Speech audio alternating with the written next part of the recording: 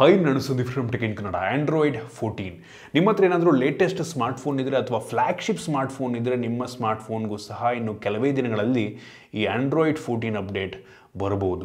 ಅಥವಾ ಈಗಾಗಲೇ ನಿಮ್ಮ ಹತ್ರ ಪಿಕ್ಸೆಲ್ ಫೋನ್ ಅಥವಾ ನಥಿಂಗ್ ಫೋನ್ ಇದ್ದರೆ ಆಲ್ರೆಡಿ ಬಂದಿರುತ್ತೆ, ಜಸ್ಟ್ ಅಪ್ಡೇಟ್ ಮಾಡ್ಕೊಳ್ಳಿ ಅಷ್ಟೇ.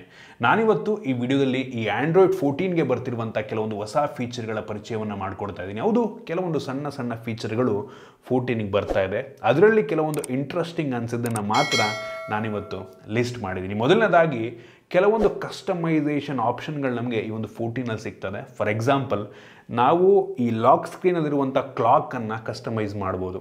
ಈ ಒಂದು ಫೀಚರ್ ಆಲ್ರೆಡಿ ಲೇಟೆಸ್ಟ್ ಐಫೋನಿಗೆ ಬಂದಿದೆ. iOS 17ನಲ್ಲಿ ಬಂದಿದೆ ಆಯಿತಾ. 16ನಲ್ಲೂ ಇತ್ತು, 17ಗೂ ಸಹ ಬಂದಿದೆ. ಸೊ ಅದನ್ನೇ ನಂಗನ್ನಿಸ್ತಂಗೆ ಆ್ಯಂಡ್ರಾಯ್ಡವ್ರು ಸ್ವಲ್ಪ ಕಾಪಿ ಮಾಡಿದ್ದಾರೆ ಆಯಿತಾ. ಸೊ ಈ ಒಂದು ಫೀಚರ್ ಇದೀಗ ಆ್ಯಂಡ್ರಾಯ್ಡಿಗೆ ಬರ್ತಾ ಇದೆ, ಅದನ್ನು ಕಸ್ಟಮೈಸ್ ಮಾಡ್ಬೋದು. ಮತ್ತು AI ವಾಲ್ಪೇಪರ್ಗಳು ಸಹ ನಮಗೆ ಈ ಒಂದು ಆಂಡ್ರಾಯ್ಡ್ 14ನಲ್ಲಿ ಸಿಗ್ತದೆ. ಅಂದರೆ ನಾವು ಜಸ್ಟ್ ಕಮಾಂಡನ್ನು ಕೊಟ್ಬಿಟ್ಟು AI ಮುಖಾಂತರ ಜನ್ರೇಟ್ ಮಾಡ್ಬೋದು. ಯಾವ ರೀತಿ ಈ ಡಾಲಿ AI ಕೆಲಸವನ್ನು ಮಾಡುತ್ತೆ ಅದೇ ರೀತಿ ಈ ಒಂದು AI ವಾಲ್ಪೇಪರ್ ಕೆಲಸವನ್ನು ಮಾಡುತ್ತೆ. ನಾವು ಏನು ಕಮಾಂಡ್ ಕೊಡ್ತೀವಿ ಅದೇ ರೀತಿ ವಾಲ್ಪೇಪರನ್ನು ಫೋನಲ್ಲೇ ನಾವು ಇನ್ಮೇಲೆ ಜನ್ರೇಟ್ ಮಾಡ್ಬೋದು. ಇಂಟ್ರೆಸ್ಟಿಂಗ್ ಫೀಚರ್ ಅಂತ ಅನ್ನಿಸ್ತು. ಮತ್ತು ಲಾಕ್ ಸ್ಕ್ರೀನ್ ಟೆಂಪ್ಲೆಟ್ಗಳು ಸಿಗ್ತಾ ಇರುವಂಥದ್ದು ಮತ್ತು ಮೋನೋಕ್ರೋಮ್ಯಾಟಿಕ್ ಥೀಮ್ಗಳು ಮುಂಚೆನೇ ಇತ್ತು. ಇನ್ನೊಂದು ಸ್ವಲ್ಪ ಜಾಸ್ತಿ ಕಸ್ಟಮೈಸೇಷನ್ ಆಪ್ಷನ್ ಕೊಟ್ಟಿದ್ದಾರೆ ಅಷ್ಟೇ, ಬೇರೇನೂ ಇಲ್ಲ. ಮತ್ತು ಗೂಗಲ್ನವರು ಕನ್ಫರ್ಮ್ ಮಾಡಿರೋ ಪ್ರಕಾರ ಈ ಒಂದು ಆಂಡ್ರಾಯ್ಡ್ 14ನಲ್ಲಿ ಬ್ಯಾಟ್ರಿ ಲೈಫ್ ತುಂಬ ಇಂಪ್ರೂವ್ಮೆಂಟ್ ಆಗುತ್ತಂತೆ. ಎಷ್ಟು ಇಂಪ್ರೂವ್ಮೆಂಟ್ ಆಗುತ್ತೆ ಅಂತ ಗೊತ್ತಿಲ್ಲ, ಬಂದಮೇಲೆ ಗೊತ್ತಾಗಬೇಕು.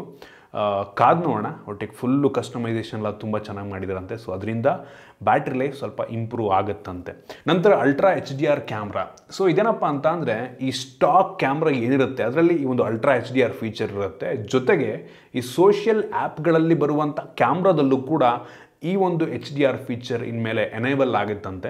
ಅದಷ್ಟೇ ಅಲ್ಲ, ಈ ಒಂದು ಥರ್ಡ್ ಪಾರ್ಟಿ ಸೋಷಿಯಲ್ ಮೀಡಿಯಾ ಕ್ಯಾಮ್ರಾಗಳಲ್ಲಿ ನೈಟ್ ಫೋಟೋಗ್ರಫಿಯನ್ನು ಕೂಡ ಮಾಡ್ಬೋದಂತೆ. ಇಷ್ಟು ದಿನ ಈ ನೈಟ್ ಫೋಟೋಗ್ರಫಿ ಕೇವಲ ಈ ಒಂದು ಸ್ಟಾಕ್ ಕ್ಯಾಮ್ರಾ ಏನಿರುತ್ತೆ ಅದರಲ್ಲಿ ಮಾತ್ರ ಇರ್ತಿತ್ತು. ನೆಕ್ಸ್ಟಿಂದ ಈ ಎಲ್ಲ ಫೀಚರ್ಗಳು ಈ ಸೋಷಿಯಲ್ ಮೀಡಿಯಾ ಅಪ್ಲಿಕೇಶನ್ಗಳಲ್ಲಿರುವಂಥ ಕ್ಯಾಮ್ರಾದಲ್ಲೂ ಕೂಡ ಕೆಲಸವನ್ನು ಮಾಡುತ್ತೆ. ಬೆಂಕಿ ಫೀಚರ್ ನಂಗೆ ಅನ್ನಿಸ್ತಂಗೆ.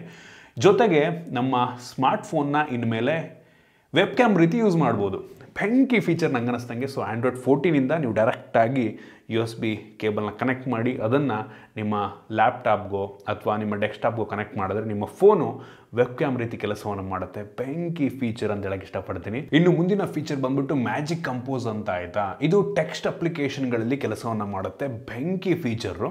ನೀವೇನೋ ಒಂದು ಟೈಪ್ ಮಾಡ್ತೀರಾ, ನಿಮಗೆ ಇಂಗ್ಲೀಷ್ ಅಷ್ಟೊಂದು ಚೆನ್ನಾಗಿ ಬರಲ್ಲ.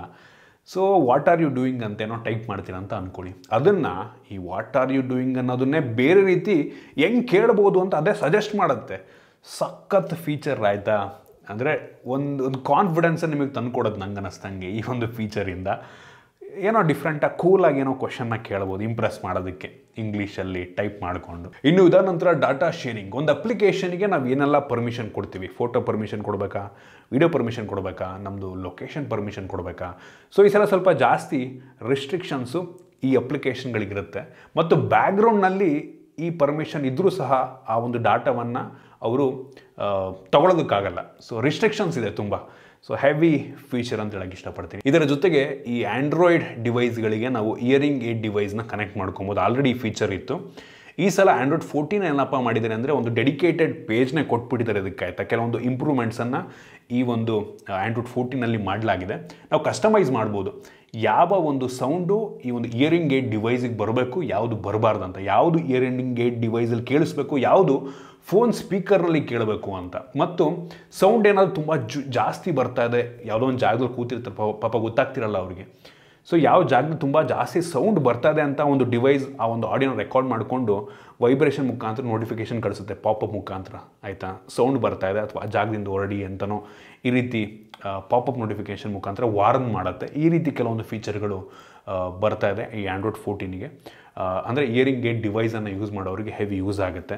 ಇನ್ನು ಮುಂದಿನ ಫೀಚರ್ ಬಂದ್ಬಿಟ್ಟು ಸ್ಕ್ರೀನ್ ಫ್ಲ್ಯಾಶ್ ಅಂತ. ಈ ಫೀಚರ್ ಆನ್ ಮಾಡಿಕೊಂಡ್ರೆ ನೋಟಿಫಿಕೇಶನ್ ಬಂದಾಗ ನಿಮ್ಮ ಸ್ಕ್ರೀನ್ ಈ ರೀತಿ ಫ್ಲ್ಯಾಶ್ ಆಗುತ್ತೆ, ಬೇಕಾದ್ರೆ ಯೂಸ್ ಮಾಡ್ಕೊಬೋದು. ಇನ್ನು ಮುಂದಿನ ಫೀಚರ್ ಬಂದ್ಬಿಟ್ಟು ಫೈಂಡ್ ಮೈ ಡಿವೈಸ್. ಇಷ್ಟು ದಿನ ಈ ಫೈಂಡ್ ಮೈ ಡಿವೈಸನ್ನು ನಾವು ಒಂದು ಫೋನು ಸ್ವಿಚ್ ಆನ್ ಆಗಿ ಅದರಲ್ಲಿ ಇಂಟರ್ನೆಟ್ ಇದ್ದು GPS ಆನ್ ಆಗಿದ್ದರೆ ನಾವು ಆರಾಮಾಗಿ ಒಂದು ಫೋನ್ನ ಹುಡುಕ್ಬೋದಾಗಿತ್ತು, ಫೈಂಡ್ ಮಾಡ್ಬೋದಾಗಿತ್ತು. ಆದರೆ ಈ ಆ್ಯಂಡ್ರಾಯ್ಡ್ 14ಇಂದ ಏನಪ್ಪ ಮಾಡ್ತಾ ಇದ್ದಾರೆ ಅಂದರೆ ಅದಿಲ್ಲ ಅಂದರೂ ಸಹ ಅಟ್ಲೀಸ್ಟ್ ಬ್ಲೂಟೂತ್ ಆನ್ ಆಗಿದ್ದರೆ ಸಾಕಂತೆ. ಬ್ಲೂಟೂತ್ ಮುಖಾಂತರ ಬೇರೆ ಆ್ಯಂಡ್ರಾಯ್ಡ್ ಡಿವೈಸ್ಗಳಿಗೆ ಕನೆಕ್ಟ್ ಆಗಿ ಆ ಮುಖಾಂತರ ನಾವು ಈ ಒಂದು ನಿಮ್ಮ ಪರ್ಟಿಕ್ಯುಲರ್ ಕಳೆದೋಗಿರುವಂಥ ಡಿವೈಸನ್ನು ಕಳೆದೋಗಿರುವಂಥ ಫೋನ್ನ ಹುಡುಕ್ಬೋದು.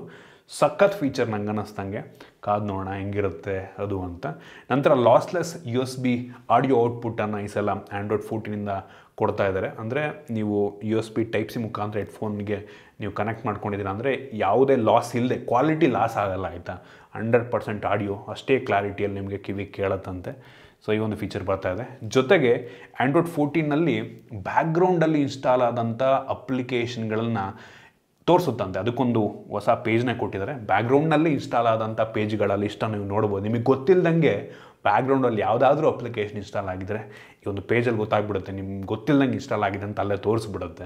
ಜೊತೆಗೆ ಕ್ಲೋನ್ ಆ್ಯಪ್ಸು, ಇದಕ್ಕಿಂತ ಮುಂಚೆ ನಾವು ಸ್ಯಾಮ್ಸಂಗು ಅದು ಇದು MI ಓಪೋ ಫೋನ್ಗಳೆಲ್ಲ ನಮಗೆ ಡ್ಯುಯಲ್ ಆ್ಯಪ್ಸು ಕ್ಲೋನ್ ಮಾಡುವಂಥದ್ದು ಇತ್ತು ಫೀಚರು. ಇದೀಗ ಆ್ಯಂಡ್ರಾಯ್ಡ್ 14ನಲ್ಲಿ ಸ್ಟಾಕಲ್ಲೇ ನಿಮಗೆ ಈ ಆ್ಯಪ್ಸ್ಗಳನ್ನು ಕ್ಲೋನ್ ಮಾಡುವಂಥ ಫೀಚರ್ ಬಂದಿದೆ. ಒಳ್ಳೆ ಫೀಚರ್. ಇದಿಷ್ಟು ಕೆಲವೊಂದು ನನಗೆ ಇಂಟ್ರೆಸ್ಟಿಂಗ್ ಅನ್ನಿಸ್ತಂಥ ಫೀಚರ್. ಇನ್ನೂ ಬೇಜಾನು ಏನೇನೋ ಇದೆ ಆಯಿತಾ. ನನಗೆ ಇಂಟ್ರೆಸ್ಟ್ ಅನಿಸಿದ್ದು ಕೆಲವೊಂದು ಹೊಸ ಫೀಚರ್ಗಳನ್ನ ನಿಮಗೆ ಪರಿಚಯ ಮಾಡಿಕೊಟ್ಟಿದ್ದೀನಿ. ನಿಮ್ಗೆ ಇದರಲ್ಲಿ ಯಾವುದು ಇಷ್ಟ ಆಯಿತು, ಯಾವುದಕ್ಕೋಸ್ಕರ ತುಂಬ ವೆಯ್ಟ್ ಮಾಡ್ತಾ ಇದ್ದೀರಾ, ಕಾಮೆಂಟ್ ಮಾಡಿ. ಇನ್ನು ಕೆಲವೇ ದಿನಗಳಲ್ಲಿ ನಂಗೆ ಅನ್ನಿಸ್ತಂಗೆ ಎಲ್ಲ ಫ್ಲ್ಯಾಗ್ಶಿಪ್ ಫೋನ್ಗಳಿಗೆ ಬರುತ್ತೆ. ವೆಯ್ಟ್ ಮಾಡಿ ಸ್ವಲ್ಪ. ಕೆಲವು ಫೋನ್ಗಳಿಗೆ ಇನ್ನೂ ಸ್ವಲ್ಪ ಲೇಟ್ ಆದರೂ ಆಗ್ಬೋದು, ಕೆಲವು ಫೋನ್ಗಳಿಗೆ ಬರ್ದೇ ಇರ್ಬೋದು ಆಯಿತಾ. ಬಟ್ ಸ್ಟಿಲ್ ವೆಯ್ಟ್ ಮಾಡಿ, ನೋಡೋಣ ಬಂದರೂ ಬರ್ಬೋದು. ಸೊ ಇಷ್ಟು ಈ ಆ್ಯಂಡ್ರಾಯ್ಡ್ 14 ಬಗ್ಗೆ. ಕಾಮೆಂಟ್ ಮಾಡಿ ಅನ್ನಿಸ್ತು. ಇಷ್ಟ ಆಗಿದ್ರೆ ಲೈಕ್ ಮಾಡಿ, ಶೇರ್ ಮಾಡಿ. ಈ ರೀತಿ ನಮ್ಮ ಬೇರೆ ವಿಡಿಯೋಗಳಿಗೆ ನಮ್ಮ tech in Kannada YouTube subscribe ಮಾಡ್ಕೊಂಡಿಲ್ಲ ಅಂದರೆ ಈಗಲೇ ಸಬ್ಸ್ಕ್ರೈಬ್ ಮಾಡ್ಕೊಳ್ಳಿ ಮತ್ತು ಬೆಲ್ ಐಕಾನ್ ಕೂಡ ಕ್ಲಿಕ್ ಮಾಡ್ಬೋದು. ಸಿಗೋಣ ಮುಂದಿನ ವಿಡಿಯೋದಲ್ಲಿ.